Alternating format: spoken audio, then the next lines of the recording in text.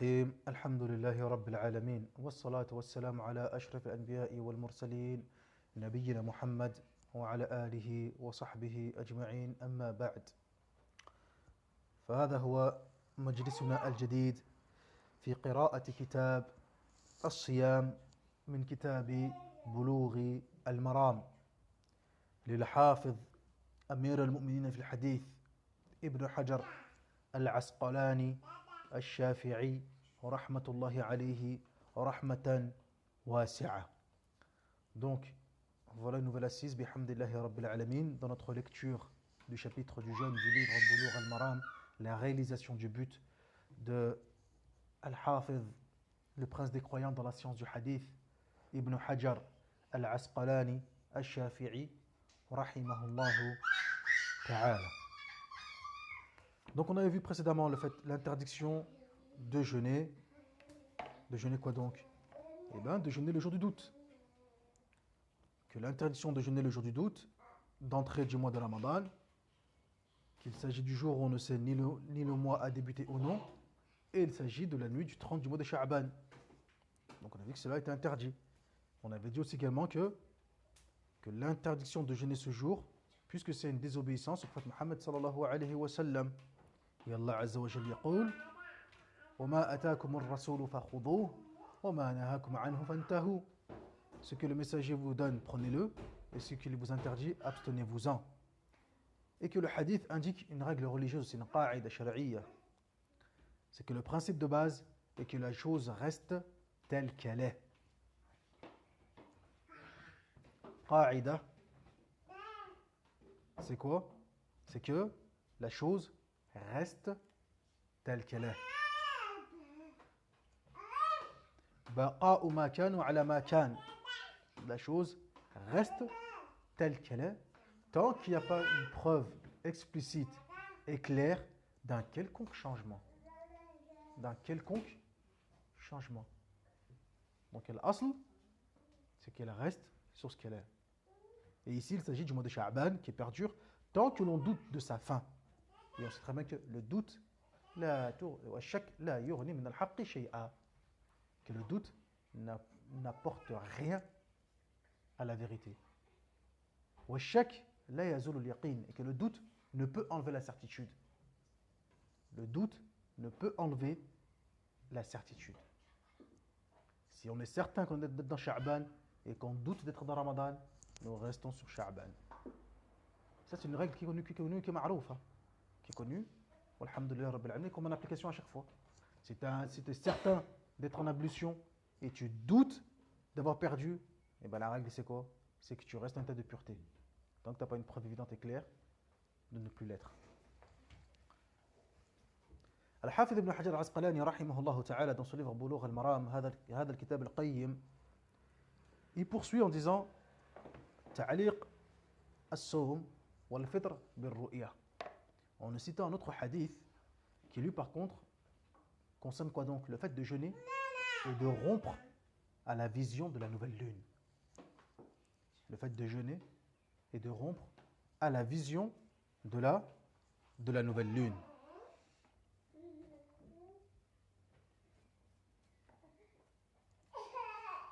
عن ابن عمر رضي الله عنهما قال سمعت رسول الله صلى الله عليه وسلم يقول إذا رأيتموه فصوموا.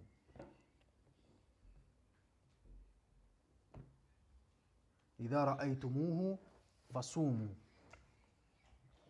وإذا رأيتموه فأفطروا فإن غم عليكم فاقدروا له.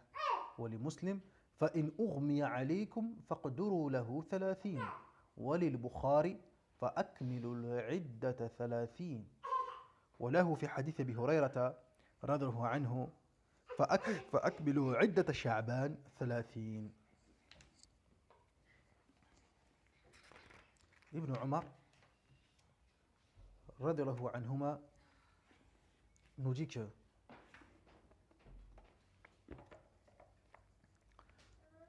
j'ai entendu le messager d'Allah sallallahu alayhi wa sallam dire si vous la voyez, c'est-à-dire le croissant lunaire, jeûnez.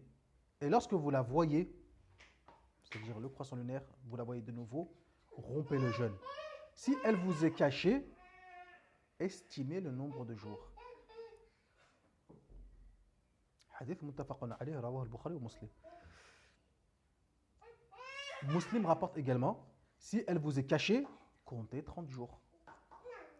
Al-Bukhari rapporte, complétez à 30 jours. Et Abu Huraira, dans un hadith encore muttafaqun alayhi, il dit, complétez à 30 le nombre de jours du mois de Sha'ban. Taïb. Donc dans cela, il y a quoi donc?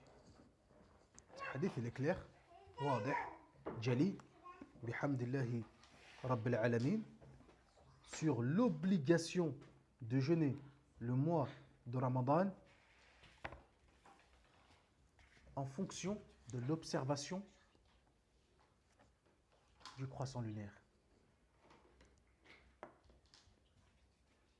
Tout dépend de la vision. Comme on a vu dans les fatawa de Cheikh Mohammed bin Salih al-Uthaymin, lorsqu'il a été interrogé de quelle façon dans la Sharia pouvons-nous déterminer l'entrée du mois de Ramadan. Il a répondu par l'observation du mois lunaire. Et il a cité ce hadith. On n'a pas d'autre moyen de confirmer cela si ce n'est par la vision de la lune.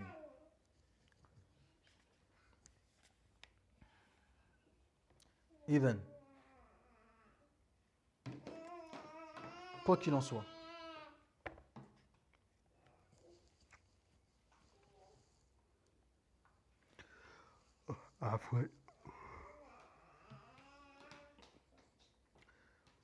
donc, de ce hadith-là, il y a plusieurs enseignements à tirer.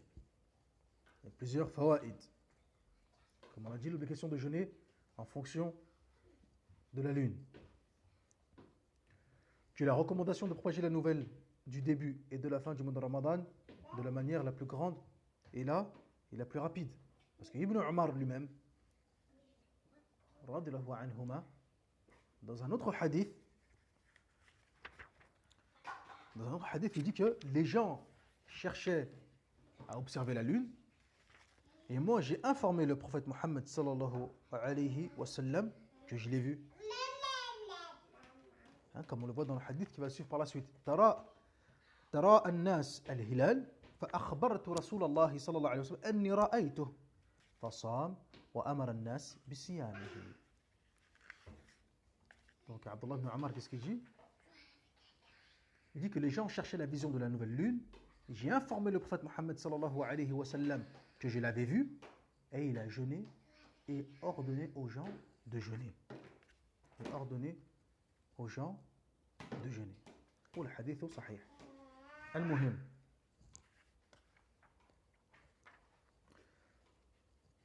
Quel enseignement encore? Que le jeûne et la rupture sont liés à l'observation. Que le jeûne et la rupture sont liés à l'observation de la nouvelle lune. Soumu. إذا رأيتموه فصوموا وإذا رأيتموه فأفطروا. إذا رأيتموه الهلال. Dans un hadith, il dit quoi le Nabi sallallahu alayhi wa sallam? La tasumu hatta taraw al-hilal. Vous ne jeûnez pas jusqu'à ce que vous voyez le croissant lunaire. Hatta taraw al-hilal. La tasumu hatta taraw al-hilal. Tamam. Donc, tout ceci nous montre bien quoi donc? Que le jeûne, Siyam Ramadan, et aussi bien la fin, l'entrée de Shawwal, la rupture du mois de Ramadan, que ce sont des éléments qui sont comment? Qui sont muqayyada. Qui sont muqayyada. Muqayyada bimada? Birru'ya. Ce sont des éléments qui sont restreints. Restreints par rapport à quoi? Restreints à quoi? À l'observation et à la vision de la lune. Autre élément encore. Donc ainsi, on ne jeûne ou on auront le jeûne qu'à l'observation de la nouvelle lune, à l'œil nu, même en utilisant un outil permettant le grossissement de la vision, car cela est considéré comme une observation à l'œil nu. Et ça, on l'a vu aussi dans Al-Fatawa de Sheikh Al-Uthaymin, le fait d'utiliser les télescopes, Ad-Dirbil, etc. Il a dit que c'est permis, à partir du moment où, derrière, on regarde à travers cet outil. Tant qu'il y a toujours la vision, il n'y a pas de problème. Quels sont les faïdas encore de ce hadith? Quels sont encore les faïdas de ce hadith? هذا الحديث دليل على أنه إذا غم الهلال وستر الليلة الثلاثين بغيم أو قطر أنه تكمل عدة الشعبان 30 يوما ولا يصام يوم تلك الليلة ويكون معنى قوله فقدروا له أي قدروا عدة الشهر فكملوا الشعبان 30 يوما.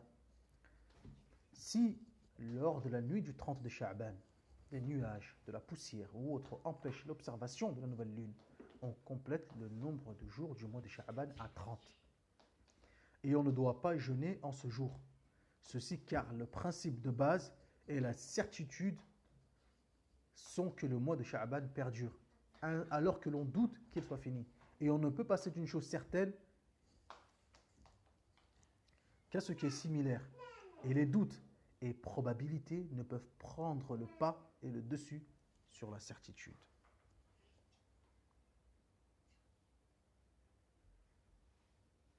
هذا هو.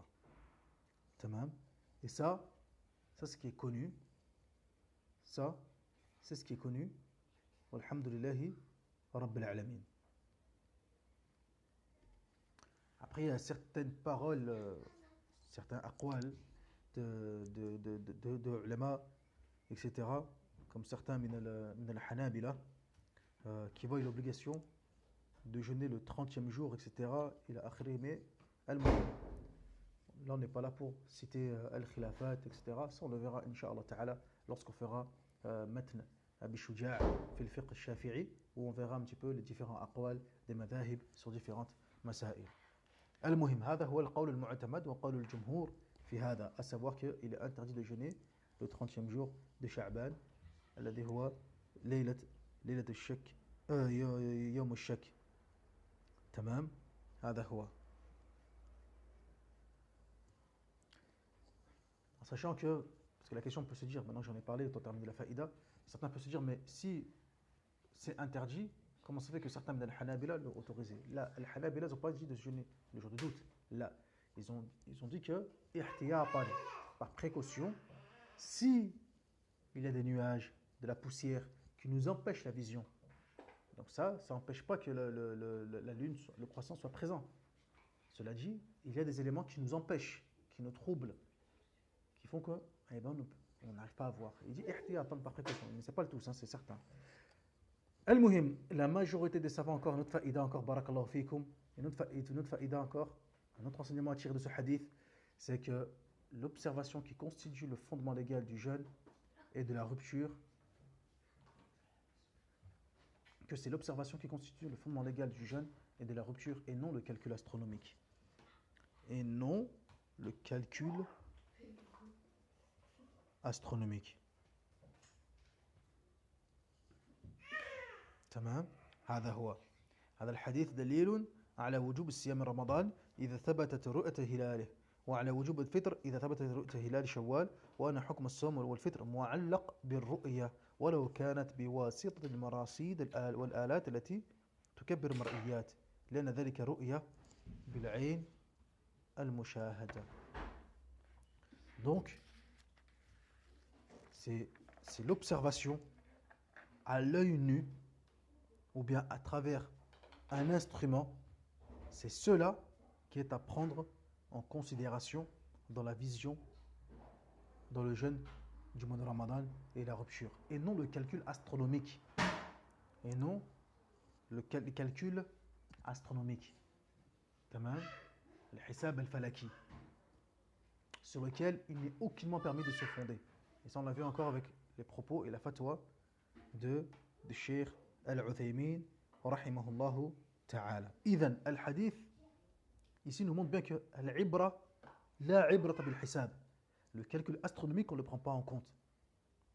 وقد نقل شيخ الإسلام ابن تيمية رحمه الله تعالى وغيره إجماع الصحابة على ذلك. comme on peut le voir dans Majmou' al-Fatawa, ou al-Hafidh ibn Hajar lui-même dans Fath al-Bali, il y a ijma' des Sahaba sur le fait que al-ibra, ce qui est à prendre en considération là-dedans, c'est la vision de la lune. C'est la vision. Tout simplement parce que la parole du prophète Mohammed sallallahu alayhi wa sallam est claire là-dessus. Allaqa al-hukm bil-ru'ya, la bil-hisab. C'est que le hukm, le jugement, est lié à quoi donc? Est lié à la ru'ya. Comme on a vu dans Usul al-Fiqh. Ce n'est pas des choses qu'on invente, ikhwata. Tamam, on n'invente pas cela. Comme on a vu dans Usul al-Fiqh, les outils nous permettant de pouvoir déduire les statuts juridiques et les prescriptions religieuses, qu'est-ce qu'on a vu? Barakallahu fikum. On a vu que si un hukm, un statut, est muqayyad, est lié à une sifa, à une caractéristique, etc., c'est que le hukm, yadour, il reste restreint à cette illa. Al-hukm yadour ma'a illatihi wujudan wa adama. Le hukm, la prescription religieuse, tourne autour de sa illa, autour de sa cause, en matière d'absence et d'existence. الحكم يدور مع علته وجودا وعدما. هذه قاعدة أصولية موجودة معتبرة. Donc ça c'est une règle dans les fondements du usul al-fiqh, dans les fondements du fiqh, pardon, qui est connue et qui est à prendre en considération.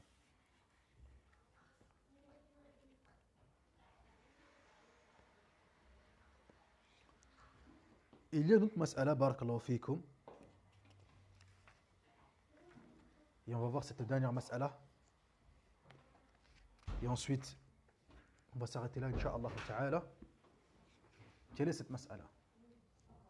Cette mas'ala, c'est concernant le jeûne et la vision du mois de Ramadan, du Hilal.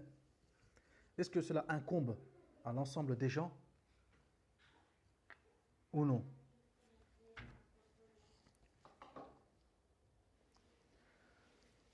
Al-Jumhur, la majorité des savants, parmi lesquels Abu Hanifa et Ahmed, sont d'avis que si la lune est observée en un lieu, les règles qui en découlent s'appliquent à l'ensemble des gens, conformément à la parole du prophète Mohammed sallallahu alayhi wa sallam: إِذَا رَأَيْتُمُوهُ فَصُومُوا وَإِذَا رَأَيْتُمُوهُ فَأَفْطِرُوا. Ça, c'est l'avis de la majorité des savants. Aussi bien Abu Hanifa rahimahullah ta'ala que l'imam Ahmed rahimahullah ta'ala.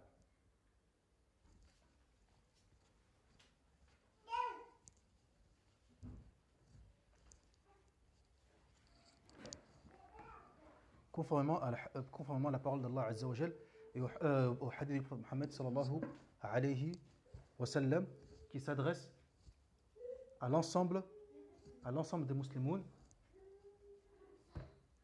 Donc il ne faut pas tenir compte des différents moments d'apparition de la nouvelle lune.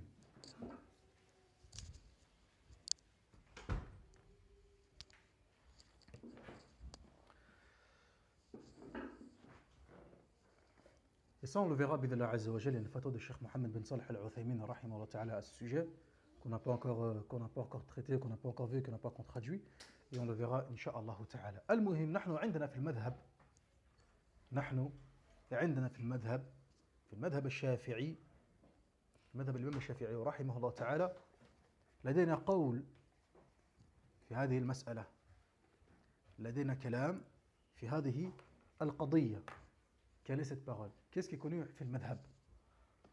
وإذا رؤي ببلد لازم حكمه البلد القريب دون البعيد في الأصح. Ça c'est une mas'ala à laquelle il y a des divergences حتى dans le madhab de l'imam Shafi'i رحمه الله تعالى بين الشافعية. النووي dans منهاج الطالبين رحمه الله تعالى, qu'est-ce qu'il dit? Il dit que si la vision de la lune, du croissant lunaire, a été faite dans un pays, il incombe à ceux qui sont autour de ce pays d'être concernés et de jeûner ou bien de rompre leur jeûne également. On verra, mais An-Nawawi il a plusieurs champs lexico, il a plusieurs terminologies. Ça, on le verra quand on étudiera le madhab al-shafi'i en profondeur, Inch'Allah Ta'ala. Mais quand on dit al-asah, c'est qu'il y a un khilaf entre shafi'iyya. Et que le mukhalif de Nawawi, c'est al-rifa'i. Al-faqih al-rifa'i, al-rafi'i, afwan. Al-faqih al-rafi'i, rahimahullah ta'ala. On rappelle que les deux références parmi les contemporains, les deux références de base dans le madhab al-shafi'i sont al-Nawawi ou al-Rafi'i, rahmatullahi alayhima. Al-muhim, il dit al-Nawawi donc, هذا هو الأصح. تمام. ويلزم في البعيد أيضا كما جاء المحلي الشافعي جلال الدين المحلي الشافعي جاء même البعيد أيضا. Maintenant, c'est quoi al-bu'd? Qu'est-ce qu'on considère comme étant al-bu'd, l'éloignement? Al-Nawawi, rahimahullah ta'ala, il dit al-bu'd, c'est ikhtilaf al-matali'. C'est ikhtilaf al-matali'. Al-bu'd, l'éloignement, c'est en considération de quoi donc? Du lever du soleil et du coucher, et de l'apparition de la lune et de sa disparition. C'est-à-dire qu'un pays où ces éléments-là divergent, sont vraiment différents, d'un extrême à un autre, celui-là, non, il ne nous concerne pas. Un lever du soleil au Japon, ou bien la présence de la lune au Japon, c'est pas la même qu'aux États-Unis. C'est pas au même moment. Pas du tout. Il y a une large différence, subhanallah. C'est ça ce qu'on veut dire quand on parle de éloignement. Tamam. Donc ça, c'est la parole le plus juste dans le madhab de Shafi'i rahimahullah ta'ala, comme cela a été mentionné par dans le madhab de Shafi'i rahimahullah ta'ala, comme cela mentionné par An-Nawawi dans son livre Manhaj al-Talibin.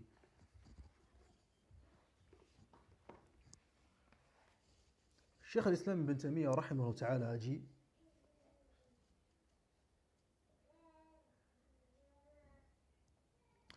les moments d'apparition de la nouvelle lune diffèrent. Et il y a sur cela un consensus des spécialistes. Ainsi, si le moment d'apparition de la nouvelle lune est similaire, le jeûne est obligatoire. Sinon, non. Donc les principaux avis, les ikhwan, sur cette question, sont au nombre de 3. Le premier est que le jeûne s'impose à l'ensemble des gens. Le deuxième est que le jeûne s'impose à ceux dont le moment d'apparition de la nouvelle lune est similaire. Le troisième est que le jeûne s'impose s'ils sont sous la même autorité. Mais quelle est la pratique des gens aujourd'hui? Le plus courant est le dernier cas. C'est pourquoi on peut voir 2 pays séparés par quelques mètres que l'un jeûne et l'autre non. Ou que l'un rompe le jeûne et l'autre non. Car ce pays est sous une autorité et ce pays sous une autre. C'est l'avis le plus proche de la pratique. Car il n'est pas raisonnable que nous soyons sous la même autorité et que les uns jeûnent alors que les autres non. Ça c'est ça, barakallahu fikum, ce genre de choses, que les uns jeûnent et les autres non dans un même pays, sous la même autorité, cela entrave la sécurité et amène la division. Mais du point de vue théorique, nul doute que la parole de Cheikh al-Islam ibn Taymiyyah rahimahullah ta'ala est l'avis le plus correct. Et ça rejoint ce qui a été cité par An-Nawawi rahimahullah ta'ala.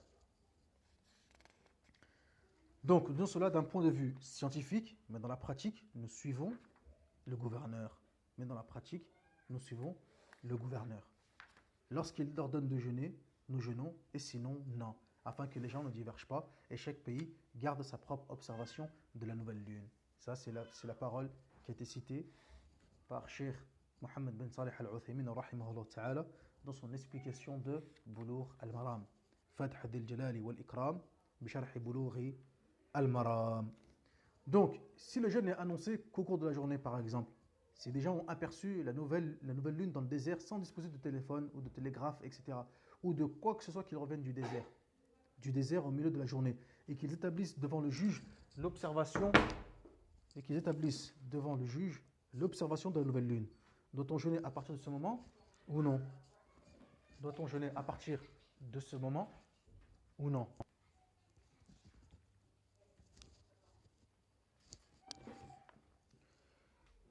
La réponse est que le prophète Mohammed sallallahu alayhi wa sallam a dit, si vous la voyez, vous jeûnez. Et, il y a l'observation, et là l'observation est confirmée, donc nul doute qu'il faut jeûner. Mais faudra-t-il compenser ce jour ou non? La plupart des savants sont d'avis que la compensation est obligatoire. Mais Cheikh al-Islam ibn Taymiyyah rahimahullah ta'ala est d'avis que cela n'est pas obligatoire, car le prophète sallallahu alayhi wa sallam a lié l'obligation à la vision. Et en ce jour, l'observation n'a été confirmée qu'au milieu de la journée. Et lorsqu'elle a été confirmée, ils ont fait ce qu'on leur a imposé et ont jeûné. Et si l'individu fait ce qu'on lui impose, on ne le charge pas d'accomplir deux fois la même adoration.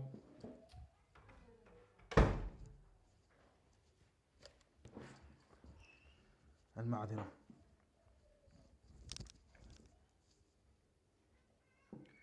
Naam. Et lorsqu'elle a été confirmée, ils ont fait ce qu'on leur a imposé et ont jeûné. Et si l'individu fait ce qu'on lui impose, on ne le charge pas d'accomplir deux fois la même adoration.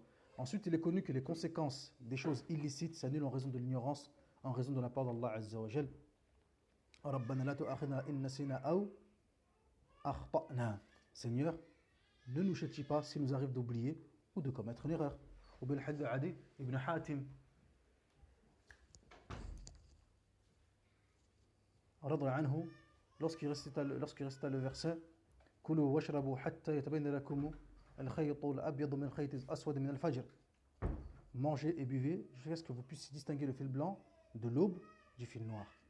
Tout en ignorant le sens, si bien qu'il mangea après l'apparition de l'aube, et le prophète sallallahu alayhi wa sallam ne lui a pas ordonné de compenser ce jour.